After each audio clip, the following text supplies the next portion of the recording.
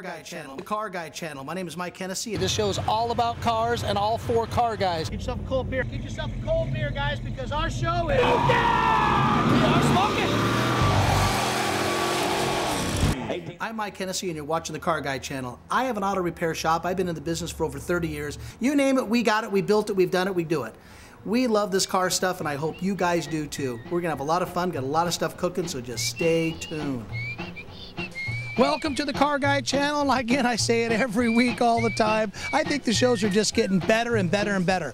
And I want to thank Alan and Lucy Greenberg for putting on and promoting one of the largest antique collectible car shows, I think, in California, you guys. I think it's one of the best I've ever been to and seen. You guys are going to see all sorts of very, very unusual, and I mean really, really cool vintage stuff. Like I say, there's two things you don't touch. Hey, don't touch any of these cars, and don't touch that dial. Get yourself a cold one, get on that couch, and sit back and enjoy a great show, great antiques, and great cars. Out in the corner of the parking lot, as we're coming in, we happen to run across an early model Henry J. This was built in an early American car, of course, and they were built on a budget, and there were budget cars done. And seeing one here in the parking lot before we go into the whole big event is really kind of cool, because they're actually going to the original basis of the car. Most Henry J's are actually considered, you know, the hot rod gasser cars, street rod cars, because they were very lightweight, they were very inexpensive, and there were a handful out there. And the other thing is, they looked really, really cool. Blowers hanging out of it, but it's really neat to see one going back to the original, where they originally started, and that's what this is all about.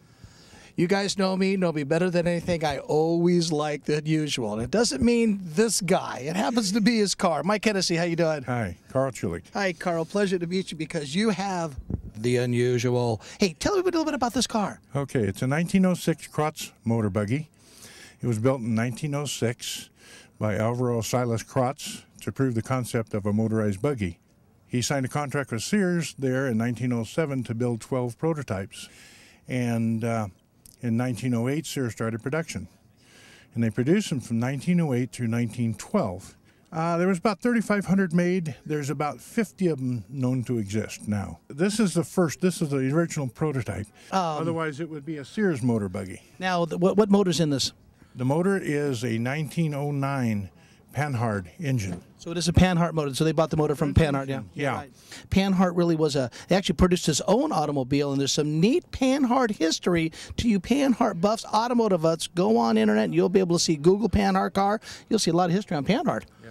Check this out. I don't know how this ride is on this car. Maybe we'll go for a ride later on, but this is solid rubber tires, you guys. There's no air pressure goes in these things here. And they didn't have a steering wheel back in the early years. Some of the older cars. I happen to have a 1903 Ford in my collection, and it has a tiller steering. This bar will lift up in the air to get out of the way, to go in and out, but that's how you steered this. You move this thing here left and right. Now, one of the options on this car, guys, how do you explain to a police officer how fast you were going, is pretty much a wind speedometer. And as the wind would go ahead and do this, you're going to see the numbers change and graduate. I'm telling you, some of the things these guys thought of, our grandfathers and great-grandfathers, you guys had a pretty good handle on it. Really cool.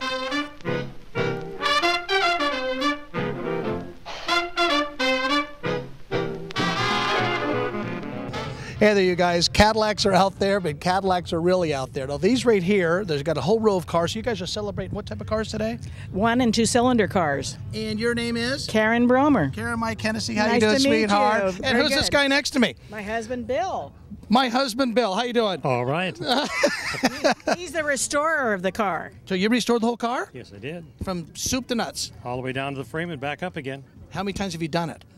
Well, I've done it a number of times, not in this car, but we used to do it professionally, restore antique cars. Oh, well, there's a guy I talked to the other day, and he had a Pope, and he said he's restored the car 4 times. Yeah. Pretty interesting how these stories go about, huh? Yes, but they're true. They're true. Now, he does this car at home, or? Yes, absolutely. So you're actually, what part do you play in this? I usually ask the gals this question. I get some crazy answers. I'm the support system, and I'm really good at sanding. That's pretty cool. Hey, tell me a little bit about this car. All right, it's a 1908 Cadillac. It has a straight side touring body on it.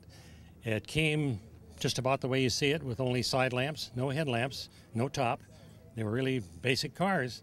It's a 1-cylinder, 10 horsepower. And if you're lucky, it'll go 25 miles an hour. Downhill a little faster. Of course, with me in it. Well, Maybe 40 miles an hour. Shut up, Karen. With tires with no treads, no, it's a dicey ride. I imagine it is. Go ahead. well, the other thing is trying to stop it. Well, that's a whole other thing. They got to stop it. You stop it as if there's no brakes. You drive it that way. As if there's no brakes. Well, I have a 1903 Ford. It's nowhere near the quality level of this, but I got to tell you, stopping that car there is a bear. Now, I got to ask a question. Now, I know I try to keep the honest level going and all that. Your car, to me, looks spectacular.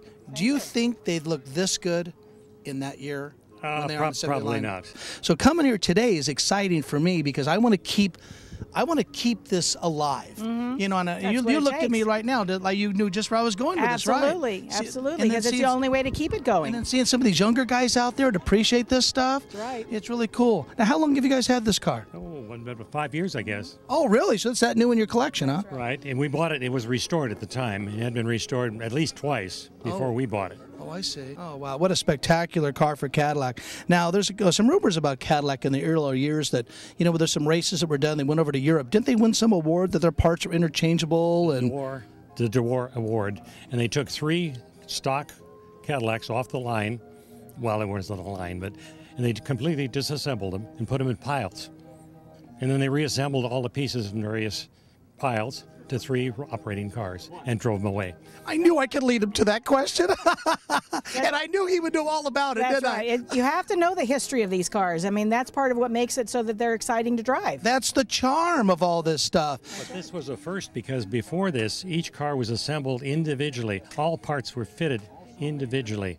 So you couldn't take a part off one car and fit it to another one necessarily. It wouldn't fit. Correct, because they machined the part as they did it. Just about, yeah. And then Pretty they much, hand yeah. fit them. Right. You know, file and sand and grind and make it fit. Now, Cadillac is known for options today, you know, like the yes. Cadillac. Now, was this car is there any options on this car here Well, that you it talked would've about been the lights, At headlights? the top. A windshield. Well, the windshield. Right, a windshield. The top we've taken off just temporarily, but it does have a nice full top. Check all the options. We got to check the lights of this car, and the pinstriping is absolutely spectacular, let alone the white tires. They don't last too long around my shop, but these are white tires that look really pretty cool. Now, the other thing is, you know, the clothing. You guys are dressed in character today, but really when you say dressed in character, these are really the clothes you really had to have because of the mud and because we didn't have a lot of paved roads. That's right. That people really know really why you're dressed that way. That's right. Women had to cover themselves completely. Men had to have the gloves on. He needed to have goggles like he's got on his hat. I mean, you had, besides the bugs in your teeth with no windshield and an open car, it was really something. I mean, you see there's no seat belts. There's nothing to hold on to. And I'm sitting up really high off the road, and of course the roads were not smooth, so you were in a rut most of the time. And of course you could probably only go 5 miles out of town because there was no road after that. Right, yeah. She's actually, all these points you guys got to think about, that was the day. So we evolved something spectacularly Absolutely. going on, and then seeing you brought in what they call a piece of history.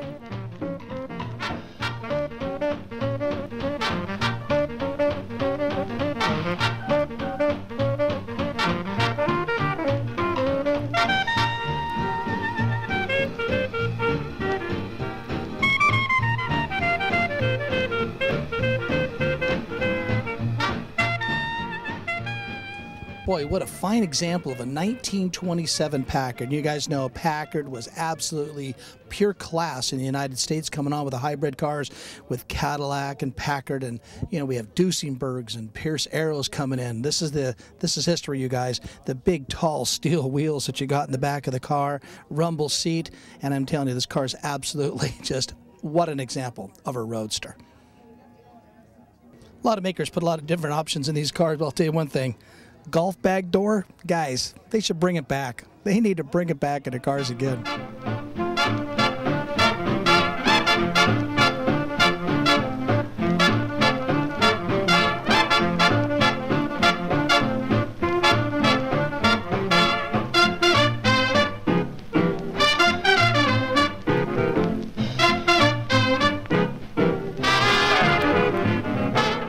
You got a 1931 Franklin. Now, the neat thing about a Franklin motor is all air cooled, and there's a lot of history behind Franklin and how they designed their cars. But Franklin had a little bit of history. I don't know if you guys know this. The Franklin design engine was actually for the Waco helicopter airplane motor design, and that's really a little bit of history that went into the Tucker from the design of the Franklin engine. This car is really cool. The headlights on the car are about as large as my rear end. Those headlights are huge. And look inside. This is a luxury car in its day, and I'm telling you, Franklin is pretty neat. This is a 1931, and definitely check this out. You're going to see some areas actually look kind of almost original in this car, and even though it has some of the patina, the original, it's not really perfect and everything, I admire that really quite a bit. The rest of the car is absolutely spectacular.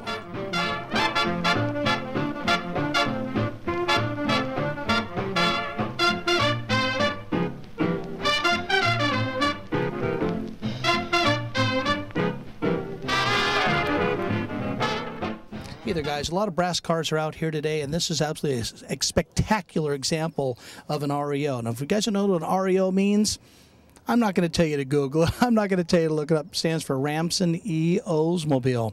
And that's really where a lot of stuff, a lot of automakers really kind of derive from, you know, their cars they were working on. It's like Dodge was originally with Ford until they went into the Dodge Brothers cars, and all sorts of automakers. Evinrude was involved. All sorts of pretty cool stuff. Check this car here out.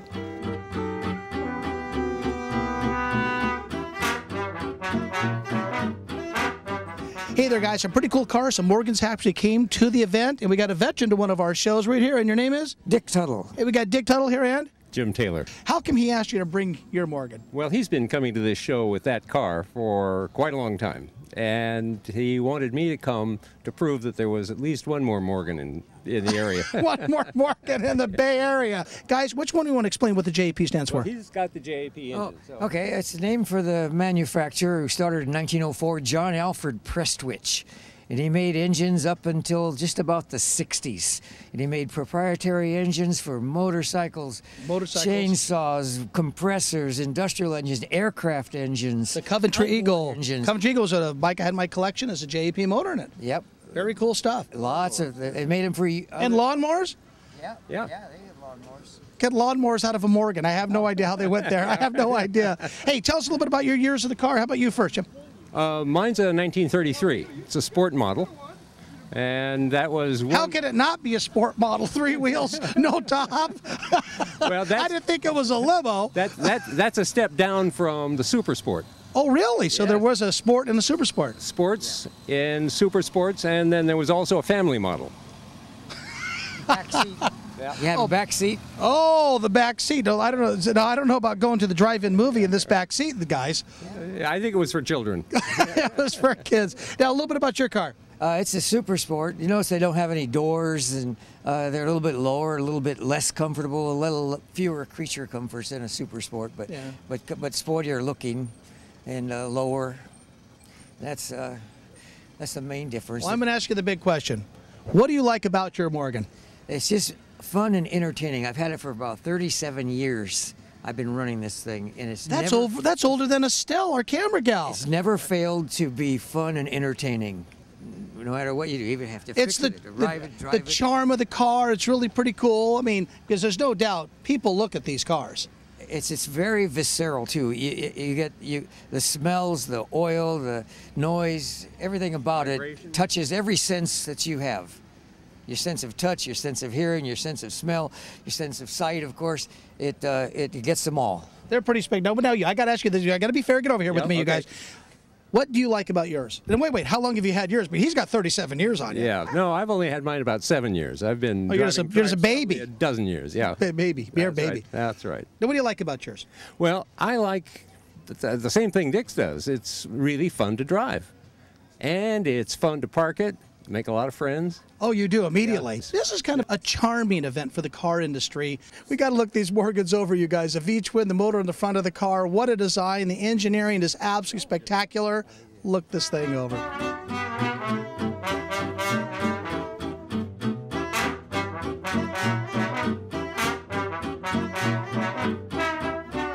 Guys, I'm going to introduce you to the man who made everything you're seeing today happen because of all the emails. Alan, how you doing? I'm doing fine, thank you. Good. Thank you for being here. Oh, my pleasure to be here. Tell me your full name.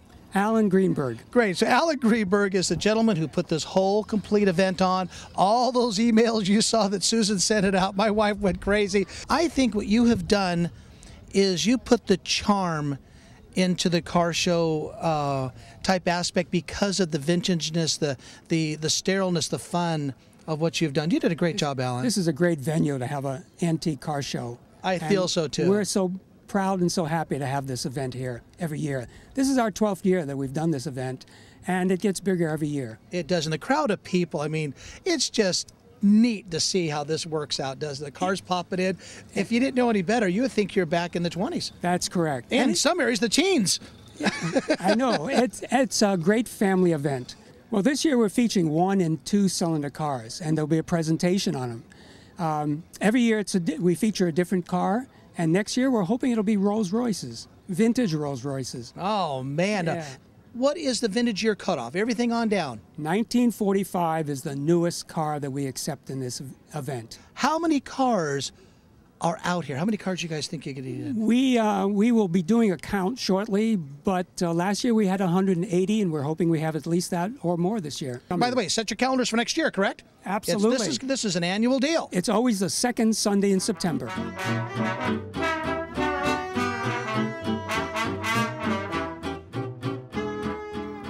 I'm telling you guys, when you see a car that's original, I always say original once, this right here is probably the best example of an original automobile. It might look worn, might look withered, but this is a running automobile, and this right here is a white, actually from the teens. This right here is built in 1915, and it's the white. Now, White actually made some steam cars in the later years, and notice they don't have windshields. They pull these things here down. Windshields really didn't come into cars until the latter years, coming into the 20s. Technology of glass, what kind of glass could actually be used on a vehicle? You got to think about it. These cars kind of moved around. They kind of moved around. Let's face it, you don't want to be breaking windshields like that until they actually had the temperancy of glass to make it so it's safe. They kind of at least knew better than that. So our grandfathers and great-grandfathers and great-great-great-great-grandfathers really did some really neat designs. But these things right here, these really are still solid brass on the headlights. And the cars were painted. I'm going to tell you something about the painting of these cars. These cars were not painted like they do today with an air gun of any type. Cars back then were brushed on. All paint was brushed with a special type of feather type brush, horsehair brushes that would lay the paint on, and the guy would go over and lightly sand them and hand polish them. And if you can actually look, it's hard to get the patina in this. You'll see the thickness. You can actually see brush lines in a lot of antique and very, very original cars. And this is an example of an original car, and the brand name is White. Look them up.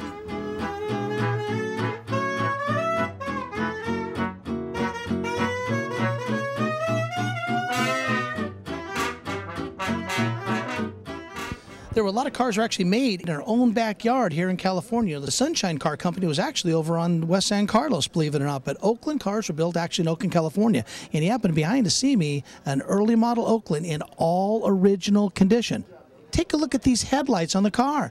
These headlights did not work with a lamp and a bulb. These were done really with a filament of flame. The flame was just pretty much like you would see at a light tower in the earlier years for lighthouses. This right here set up that way.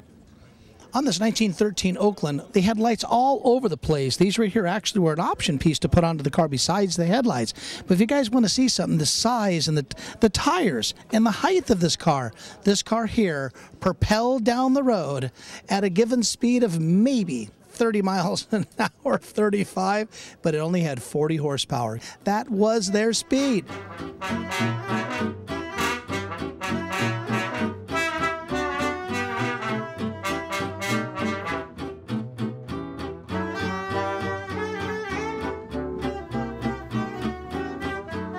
Hey, you guys, I'm going to introduce you guys to a guy that uses a car on the road on a daily, I won't say daily, but you use it. Yeah, that's right. I try and get it out Can as you much use as it daily? I could, but not in today's traffic, I don't think so. Introduce yourself. Peter Jorgensen. Mike Hennessy. Peter, how you doing? Tell me a little bit about the car. Oh, it's a 1926. It's what it's called a dual-cowl sport phaeton.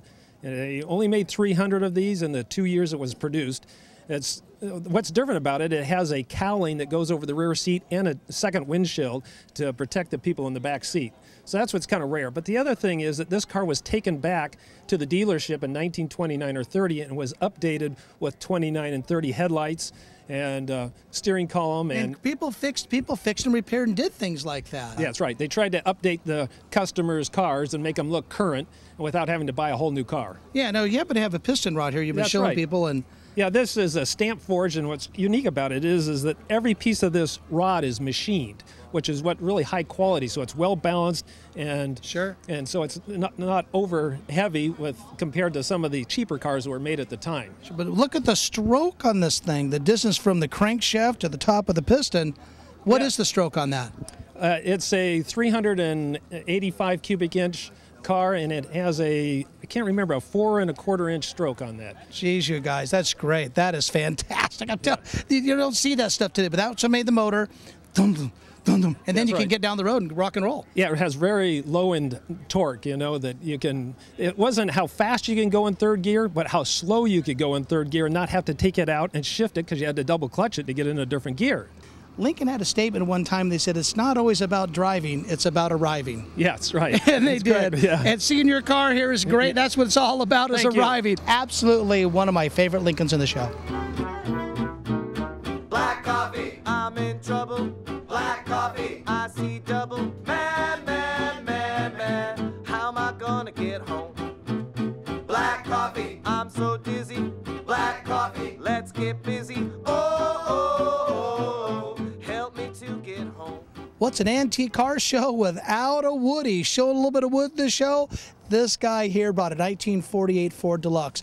These are absolutely spectacular, highly collectible, and I always say this, if you can, I highly recommend, if you have the means, always put a Woody in your collection. I've only had the total fantastic time to own one in my life, bought it and then sold it, and I regret it ever since. These are just spectacular to own, and there's a lot of upkeep to them. So the reason why I really admire them very much is people that do have them. You're going to see all the woodwork, the tongue and groove woodwork that was on the side of the car, the types of maples and the types of ashes, the woods used on a Woody, the workmanship. That's what really contained a real craftsmanship back then.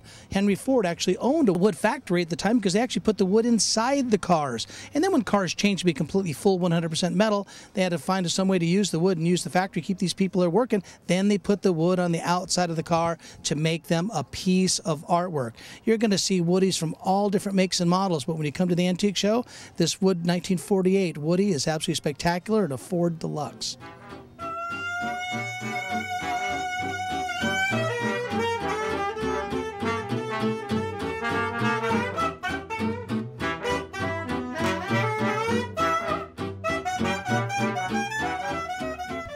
Guys, what's the Car Guy channel without some of the good-looking gals taking the show? How you doing there, young lady? Really great. Really great. Tell everybody your name. Lisa. Lisa. Lisa walked up to me and she goes, "You look really official." Everybody in the background's laughing because they know that I'm not official anything. I'm official full of crap. Hey, now, you told me you brought your car down. Tell me a little bit about it. Well, this car was made in Los Angeles, and it lived in Fresno its whole life on a farm. And it belonged to an old farmer, and I bought it from someone who bought it from him back in 2011. So you've had this car about a year. About a year. So we got a newbie. We got we got a newbie car-bee person. And then what got you into this car? Why this car? I have always wanted this car. I love the way it looks. Estelle, is that pretty cool? It's so slick. It is so streamlined. It just looks so cool. Plus, it runs great. It runs great. Plus, it's fun to drive. It's good to drive and everything. It's really good to drive. Now, you got any shows planned up you're going to be taken to? Any show I can find. Any show she can find. That's my kind of girl. You know what we're going to do? We're going to go find a couple more shows.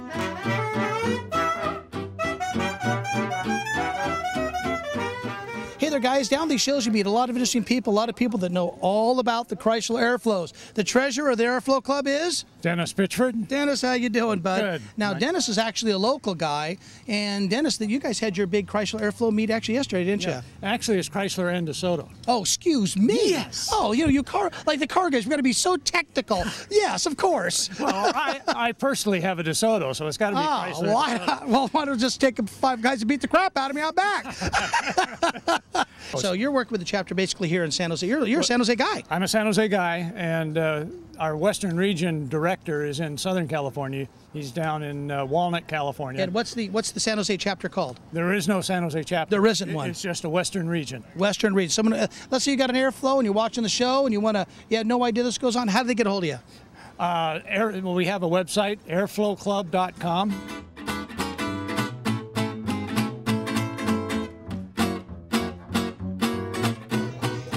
Officer, I got a complaint. There was a guy here at the show that said actually he painted and restored his own car. What can we do with this guy? I don't know. What do you want me to do? Really not much. How you doing, Mike? Gotta say, John Atkinson. John, and who do we got here? John Carr. John, nice to see you guys. Hey, this is a heck of an event, isn't it, for San Jose? Oh, it's great. In the class, I notice you guys got your kids here today. Yes. And I mean, that's what this stuff here is all about. They're right here. You got 1, 2, 3. That's what makes all this stuff kind of fun. And you guys coming out here being car guys. Now, you run the police car, correct? Yes, we are both with the San Jose Police Historical Society. Right. And we maintain a fleet of vehicles as part of our functions with that group. We're going to have to get over there and see these cars. And by the way, I got to thank you guys in the air. I don't think you get enough thank yous out there for the public and stuff. I'm actually proud to have you guys around our events and keeping them safe. And that's what makes it work. Well, we appreciate that. It makes it work for everybody. And that's what makes good car guys. And we got to get stuff going for these guys when they get older to kind of appreciate our hobby and make it a clean way and make it kind of good. So thanks for these officers. Closing the show. Got a lot of things to do. Kids, turn around and say something to the camera out there. Hey there, guys. I hope you enjoyed the show. I'm telling you, look at some of those old Cadillacs and the single-cylinder, the two-cylinder cars. You got the Franklin, you got the Lincolns, you got all sorts of stuff, the Morgans. I just run out of breath telling you this. Hey, set your calendars dates for next year for the Antique Show and go ahead and get online to www.hotsanjosenights.com. It tells you about all the shows, all the events, and send in your email address, and we will go ahead and keep you guys updated on all the stuff going on. People are bringing cars in here. I don't know what the fees were, but I heard they were just extremely, extremely family friendly. Again, Alan and Lucy, thank you very much. You put on a great show, and we'll catch you guys around. Live life, live like well, and do it all.